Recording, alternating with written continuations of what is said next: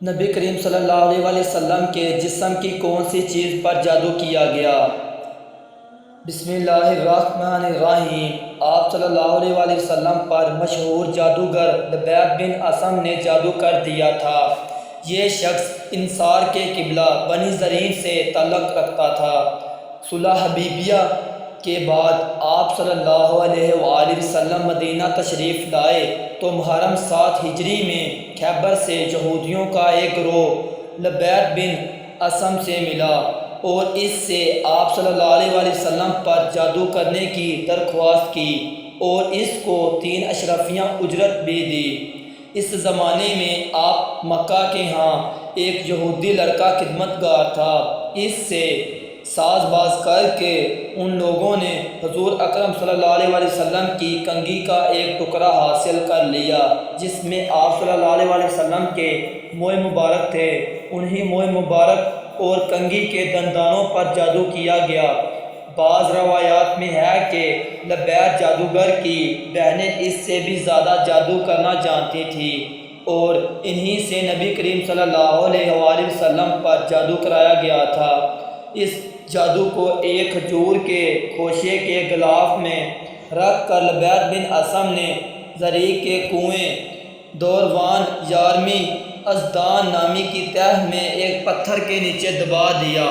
اس جادو کے اثر سے آپ صلی اللہ علیہ وآلہ وسلم گھلتے چلے گئے۔ کسی کام کے متعلق خیال فرماتے کہ وہ کر لیا ہے مگر وہ نہیں کیا ہوا تھا۔ یہ جادوئی اثر صرف آپ کی اپنی ذات تک تھے۔ نبی ہونے کی حیثیت سے آپ صلی اللہ علیہ وآلہ وسلم کے فرائض میں کوئی خلل واقع نہ ہو۔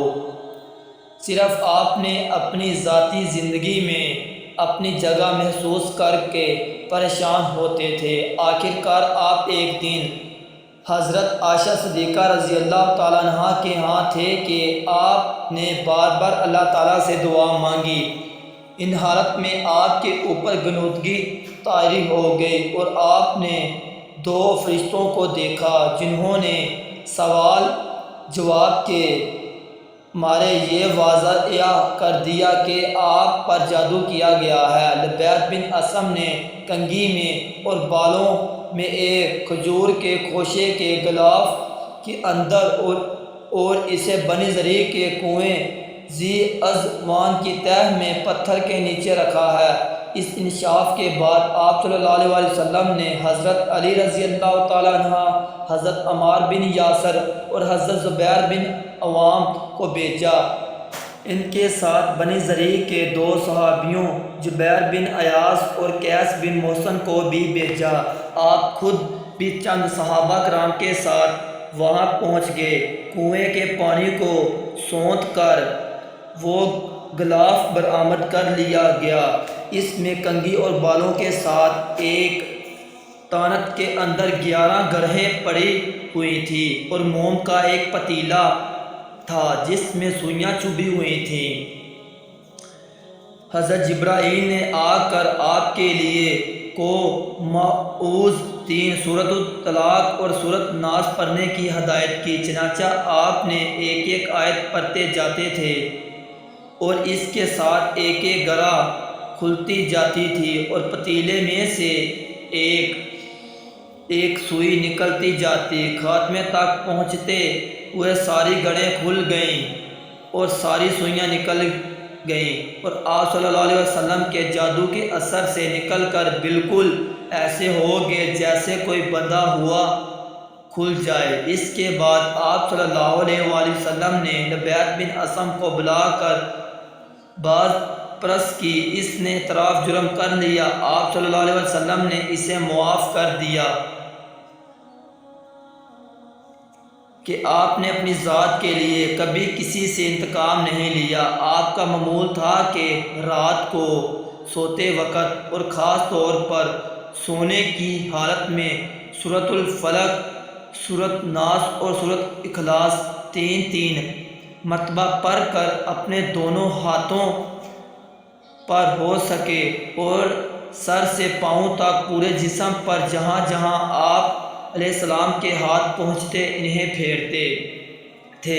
اور حضرت عائشہ صدیقہ رضی اللہ تعالیٰ عنہ سے مروی ہے جن سے بڑھ کر کوئی بھی آپ کی خاکی زندگی سے واقف نہ ہو سکتا تھا۔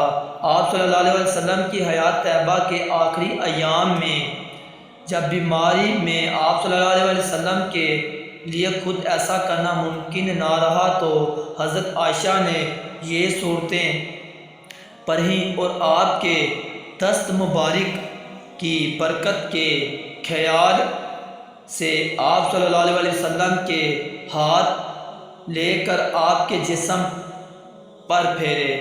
آپ صلی اللہ علیہ وسلم نے جار ہوں کی اس شرط کے ساتھ اجازت دے دی تھی کہ اس میں شرک نہ ہو، اللہ تعالیٰ کے پاک ناموں یا اس کے کلام سے جاڑا جائے، بھروسہ صرف اللہ پر کیا جائے۔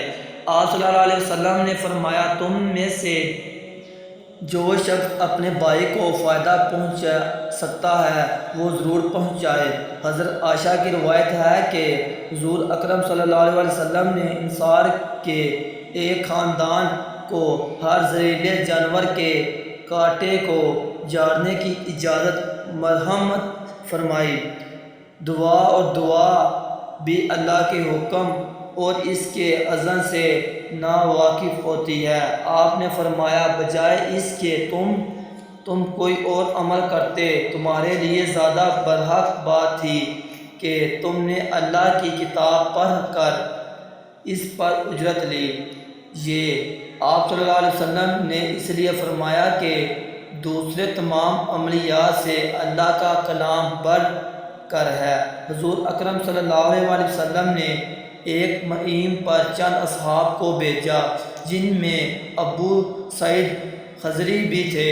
یہ صحاب عرب کے ایک قبیلے کی بستی میں ٹھہرے اور قبیلے والوں سے کہا کہ ہماری میزبانی کرو۔ انہوں نے انکار کر دیا۔ اتنے میں قبیلے کے سردار کو بچھو نے کاٹ لیا اور لوگ ان مسافروں کے پاس آئے اور پوچھا، تم لوگوں کے پاس بچھو کے کاٹنے کا کوئی علاج ہے؟ حضرت ابو سعد خضری نے کہا کہ ہمارے پاس علاج تو ہے، مگر چونکہ تم نے ہماری میزبانی سے انکار کیا ہے، اس لیے جب تک معاوضہ طے نہ کرو گے ہم اس کا علاج نہیں کریں گے۔ انہوں نے 30 بکریاں دینے کا وعدہ کیا۔ حضرت ابو سعد خضری رضی اللہ تعالیٰ عنہ نے اس پر سورۃ فاتحہ پڑھنا شروع کی اور لباب دہن اس پر مرتے گئے، آخر بچھو کا اثر ظاہر ہو گیا۔ قبیلے والوں نے 30 بکریاں ان کی خدمت میں پیش کر دیں۔ وہ تمام بکریاں حضور اکرم صلی اللہ علیہ وسلم کے پاس لے کر آئے اور تمام ماجرا سنایا۔ آپ صلی اللہ علیہ وسلم نے اس کر فرمایا، تمہیں کیسے معلوم ہوا کہ سورۃ فاتحہ جڑنے کے کام بھی آ سکتی ہے؟ بکریاں لے لو اور ان میں میرا حصہ بھی لگاؤ۔ آپ صلی اللہ علیہ وسلم نے قرآن کی آیات سے جاڑنے کے عمل کو جائز قرار دیا اور اجرت لینے کو بھی حلال طیب قرار دیا۔ دوستو، اگر ویڈیو پسند آئی ہے تو ویڈیو کو لائک کریں، کمنٹ، شیئر، چینل کو سبسکرائب کریں اور ویڈیو زیادہ سے زیادہ شیئر کریں۔ تب تک کے لیے اجازت دیجیے، اللہ حافظ۔